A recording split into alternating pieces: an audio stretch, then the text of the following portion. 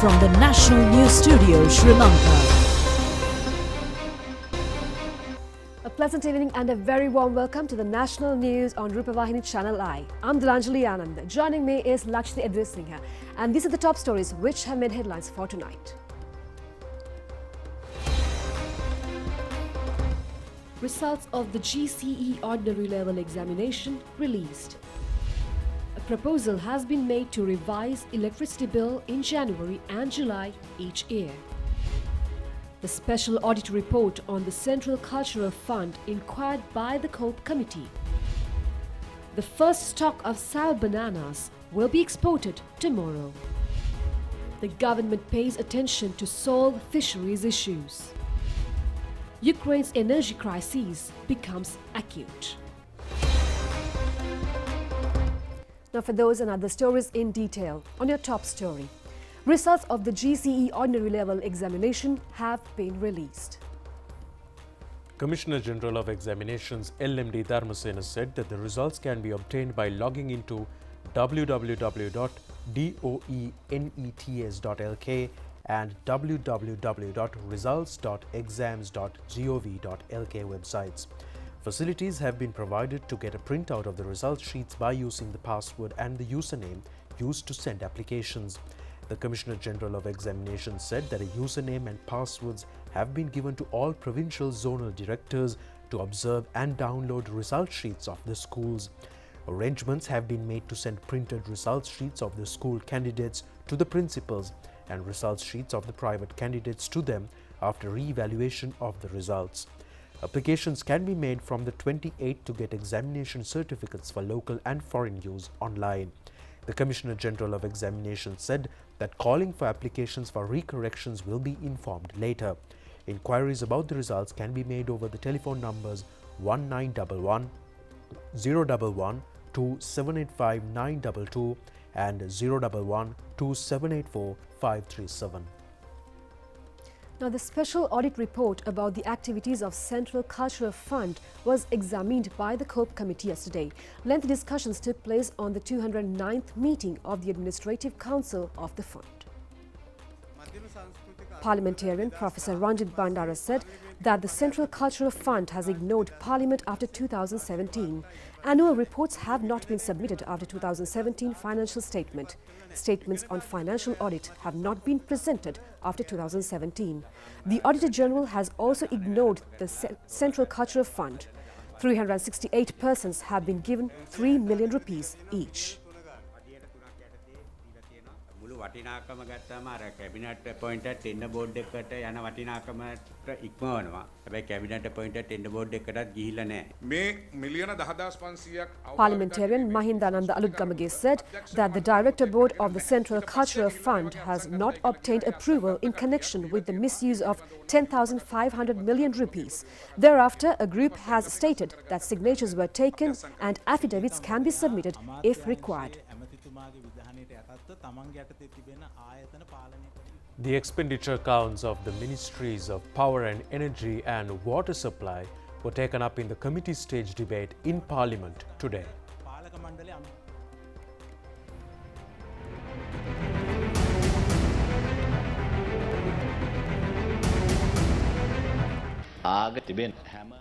Parliamentarian Rauf Hakim said that a major controversy has occurred due to the revised electricity bill of religious places. Although there are many religious places that cannot afford the bill, there can be certain places which can afford it. It has become a major problem to religious places in remote areas. A long time and a huge expenditure has to be spent to provide renewable energy system. Minister Kanchana Wijesekara said that the revised electricity bill has affected everyone, not only the religious places. The electricity bill was revised after 2013 and the minister cannot increase or decrease it as he wishes. Public Utilities Commission is the main regulatory institute on the electricity sector. The public has doubts about the duties of the Commission. Since the amendment to the electricity bill, which has to be done each 6 months, has not been done, as a result, the people have been burdened heavily by the amendment in August. There would not have been such a burden if it was done correctly. It has been forecast that there will not be rains as this year in next year. The Electricity Board has estimated a unit cost of 56 rupees and 90 cents to provide electricity all 24 hours. According to the present method, only 29 rupees can be charged and there is a gap of 27 rupees and 10 cents. The operating expenditure is 899 billion rupees, but only 400 billion rupees is received. The Electricity Board has incurred a loss of 423 billion rupees. Therefore, another revision has to be done. The Ministry of Public Administration, Home Affairs and Local Government Administration says that it expects to make a huge change from rural levels next year by creating rural economic revival and food security. The ministry said necessary plans have been presented by the budget. 90,273.19 million rupees have been allocated for the ministry by the Budget 2023 presented in Parliament by the President in his capacity as the Finance Minister.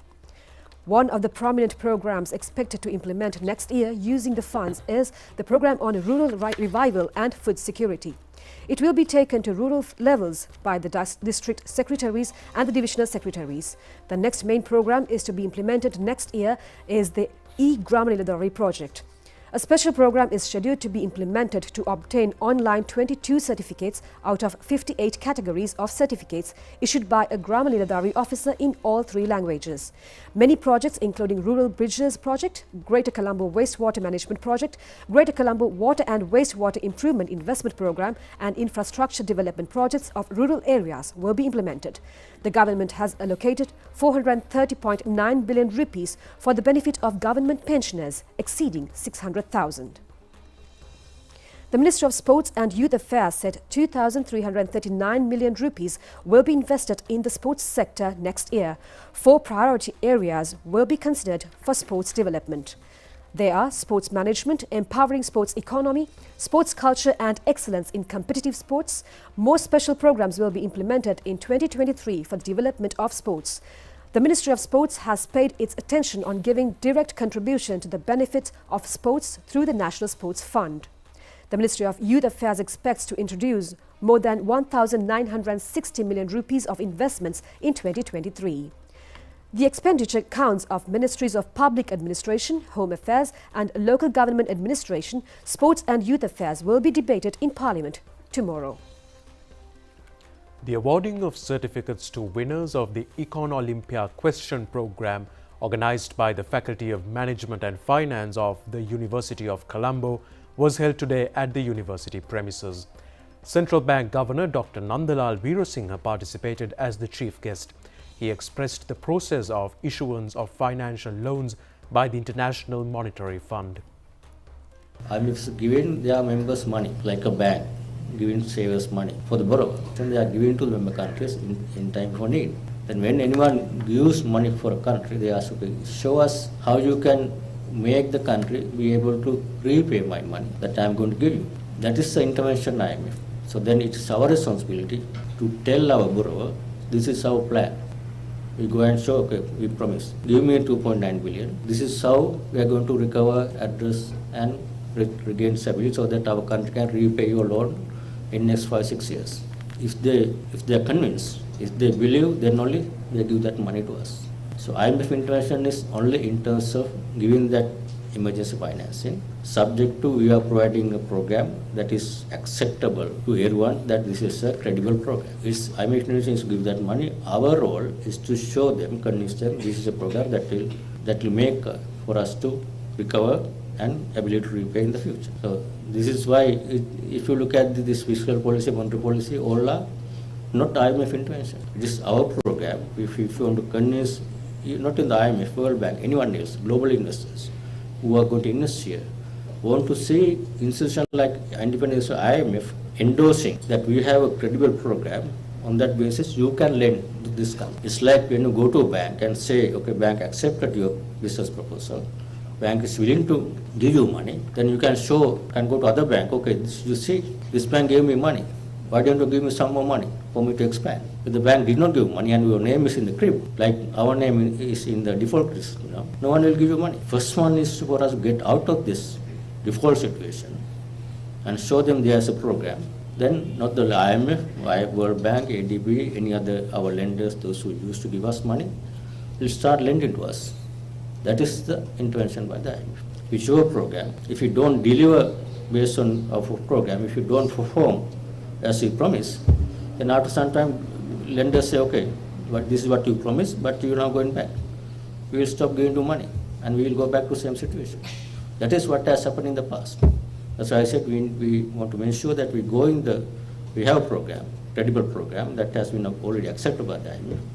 It's our responsibility, country's responsibility, to go through that path and implement that and show that we are able to deliver that program. Then only there will be credibility. There will be countries of the country that people, foreigners will invest in this country. That's the future. Now, fish exports bring in dollars for the country. Sri Lanka exports a large quantity of fish to the world market. However, the fisheries community is economically affected at present. About 6,000 multi-day trawlers are engaged in the deep sea and nearly 20 to 30 families depend on each boat. The fishermen said one journey takes about 2 months. $318 million have been earned through fish exports last year. $230 million have been earned up to September this year. Owners of the fishing boats said they incur a loss of 1 million to 3 million rupees due to the increased price of fuel. 11,000 litres of fuel is needed for a 60-feet boat. The fishermen could not go fishing due to the shortage of fuel during the recent past. The price of fish in the world market has also decreased due to competition of the countries such as Maldives and Seychelles. Therefore, fish cannot be exported at higher prices to the world market. There is a loss of employment for nearly 1 million to 1.5 million if the fish productions industry is suspended. Therefore, they request the government to provide them with relief by reducing fuel prices.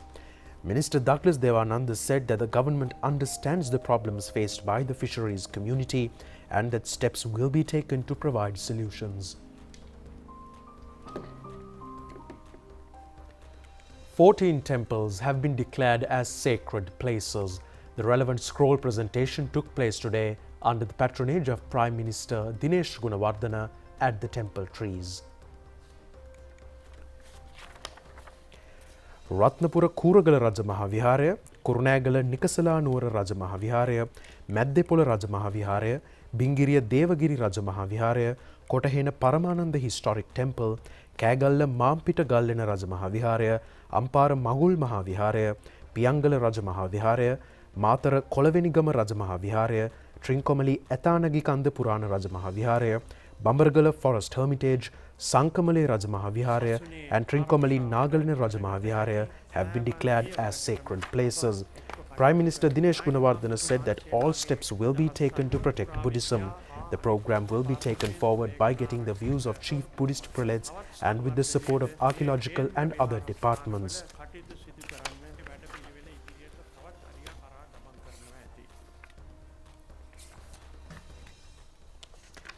A meeting between Prime Minister Dinesh Gunawardena and frontline Japanese entrepreneurs took place yesterday at the Prime Minister's office. Discussions took place on new investments that can be made in Sri Lanka. The Prime Minister thanked Japan for the support given and invited them to invest in agriculture, fisheries and motor spare parts industries in Sri Lanka. A book written in Japanese language about late President J.R. Jayawardena was presented to the Prime Minister. Now, for the first time, Sri Lanka will commence exporting sour bananas tomorrow. A stock of bananas weighing 12,500 kilograms is scheduled to be sent to the Dubai market. The bananas are being obtained from Rajangane Sour Banana Estate. It is being implemented under the Agriculture Modernization Project of the Agriculture Ministry. Under the first phase, cultivations have been done on 200 acres of land. It is expected to increase it to 600 acres by 2024. The Agriculture Ministry believes an annual income of 5 million rupees can be obtained by an acre. Many modern methodologies are being used for cultivations. The Agriculture Modernization Project provides financial advisory services and training. Agriculture expert Bandara Jayampatham said that international standard technology was used for banana cultivations targeting the foreign market. 50 employees are working at processing centres implemented under foreign consultancy services. The processing is taking place with health protection measures. The Agriculture Ministry believes $80,000 can be earned monthly by banana exports. Former President Chandrika Bandaranaike Kumartunga says that the vote should only be given to persons who can build the country and thereafter hand over the country to them. She has emphasized building the country should be given priority than oneself. Mrs. Chandrika Bandaranaike Kumaratunga mentioned this while attending a certificate award ceremony Venesakata Magak, which was held at the BMICH yesterday. The PAFREL organization conducted training programs for 1 year with the aim of making positive change in the political culture, increasing women in politics and increasing women's representation in parliament, provincial councils and local government institutions. The certificates were awarded to the women leaders who completed the training. A group of people, including political party leaders, participated in the occasion.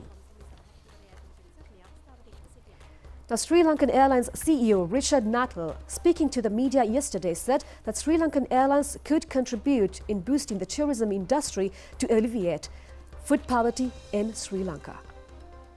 4.5 million tourists over the last sort of 3, 4, 5 years, and the tourism minister is talking about a longer term goal of 4.5 million. Obviously it was the problem of COVID, but then over the last 6 months it's been much more about what's happened in the country and the foreign coverage, which vastly overrepresented the problems of the country, or in terms of not necessarily for Sri Lankans, but what it meant for tourists coming here. And we all know that, you know, with Sri Lankan hospitality, any tourist that has been here in the last 6 months has been looked after absolutely the same way that they have always been looked after.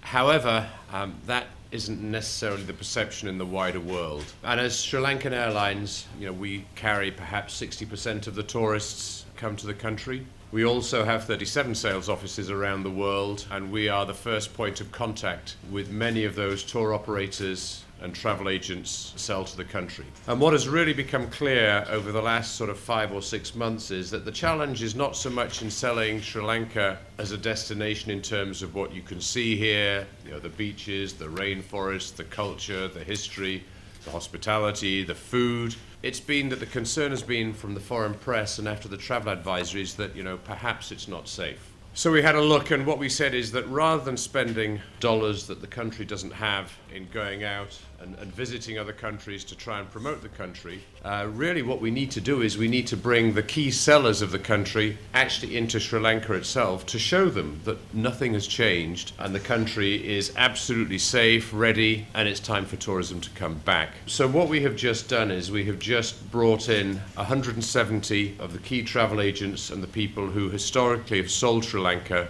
from around the world. This is the biggest event of its kind that has ever been hosted in Sri Lanka, and we were only able to do it with the help of travel partners, the hotel groups, so many. They have all come and they have contributed. I mean, we must have had over 1,000 rooms that have been provided by the hoteliers. And so the whole of the private tourism world has come together in Sri Lanka and delivered this event. So it was actually really successful. So what has happened is we brought all of these agents here. They've all gone back. None of them has seen a fuel queue. They now understand that Sri Lankan food is still there. The challenge is food poverty for Sri Lankans, which tourism can help by bringing dollars. It's not lack of food. And they've understood that. They've also all been hosted and seen things that they've not seen. You know, usually these guys, they come to Colombo, they do a couple of meetings, they go out. We now have tour operators who not just want to sell Sri Lanka, they want to bring their own families. So it was really successful in that part. But that was just one part of it. Then the next bit of it was, once you've got 170 tour operators here, we want to make sure that we have them connected with the inbound operators. So we had a tour mart, a travel mart on the Saturday morning, and I think we had over 500 meetings planned and a whole load more unplanned that took place. So we put all of those inbound operators in line with the guys that provide the tours internally. Police took steps this morning to prevent a group of protesters who tried to enter Gurumadura headquarters in Colombo. The protesters tried to enter the premises based on the issues related to the attire of teachers. A group of protesters who are against General Secretary of Ceylon Teachers Union Joseph Stalin conducted a protest in front of Gurumadura headquarters this morning. They conducted the protest near the Lake House roundabout and thereafter attempted to enter Gurumadura premises. However, the police did not allow them to do so. The protesters stayed in front of the premises shouting slogans for some time.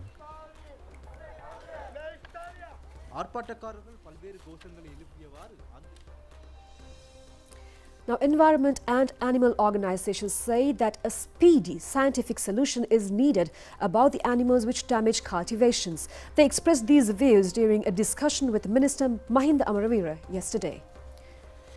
A group of people, including representatives of environmental organizations and animal organizations, took part in the discussion. The Hector Kobak Agrarian Research Institute has prepared a report earlier about the damage caused by the animals. The minister said a solution will be given following discussions on the measures to be taken about the damages caused by the animals by studying the reports for another 2 months. The highest damage has been caused in Hambantota and Coconut Triangle areas. Now, the commemorative speech in connection with the 55th commemoration of D.A. Rajapaksa took place at the new town hall, Colombo, yesterday under the patronage of President Ranil Wickremesinghe. Anunayaka of the Sri Lanka Ramanya Mahanikaya, Venerable Nadagamu Vijay Maitri Thera, chaired the ceremony organised by Rajapaksa Memorial Educational, Cultural and Social Service Foundation. Speaker Mahindayapa Bewardana garlanded the statue of D.A. Rajapaksa. The book containing the commemorative speech was presented to the President. The commemorative speech was delivered by Professor Samitha Hettige of Malaysia's Kuala Lumpur University. The Mahasangha, led by Chief Prelate of Narahimpita Abhayarama Venerable Muruttettuwe Ananda Thera, Prime Minister Dinesh Gunawardena, former President Mahinda Rajapaksa, diplomats and a group of people were present on the occasion.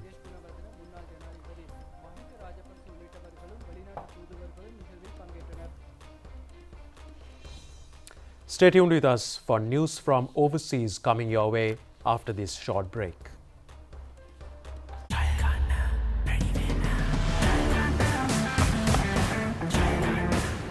සීගේට පුළුවන් නම් මටත් පුළුවන්.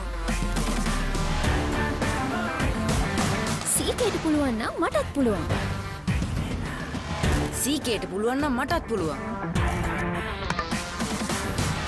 සීගේට පුළුවන් නම් අපි හැමෝටම පුළුවන්.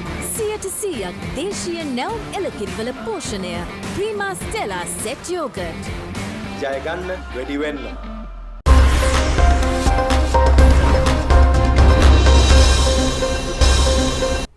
Welcome back on Foreign News. Ukraine has said that as much as 50% of the country's electricity needs are currently not being met after massive Russian missile strikes this week. The Ukrainian officials said the priority was to fix key infrastructure, but repairs were now taking more time.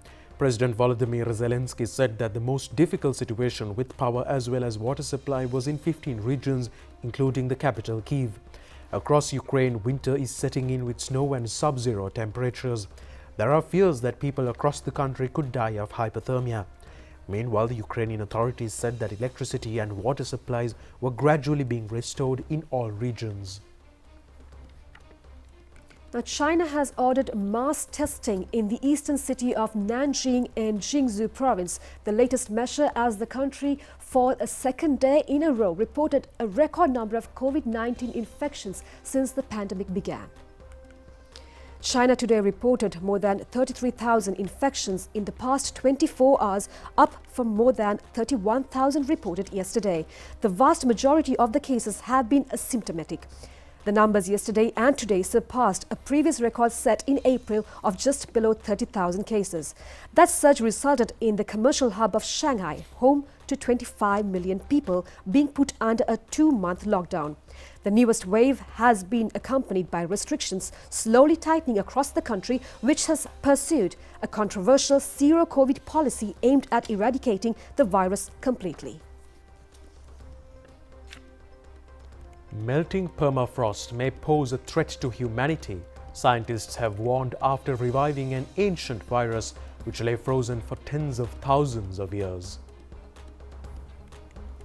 Viruses such as this are still capable of infecting living organisms, the international team said after they observed 9 ancient viruses discovered in the Siberian permafrost infecting amoebas in a lab. The oldest of the newly discovered viruses is almost 50,000 years old, the team said. They also said that 48,500 years is a world record. The team studied a total of 7 ancient viruses in its latest study. The group published a preprint of their work earlier in November.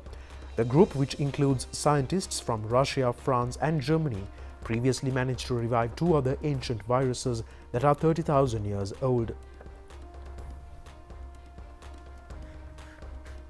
මෙහෙම දිනන්න මෙහෙම වන්න Prima කොතුමි fun තමයි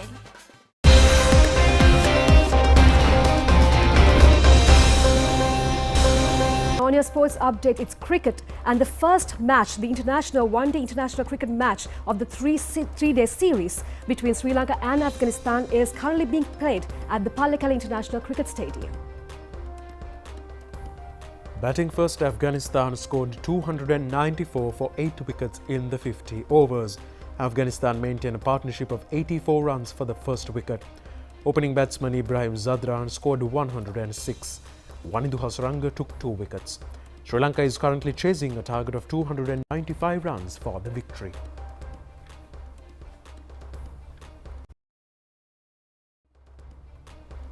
And that's all the news we have for tonight. Do join us tomorrow at 8:50 p.m. for the very latest on Channel Eye. I'm Delanjali, together with Lashta, signing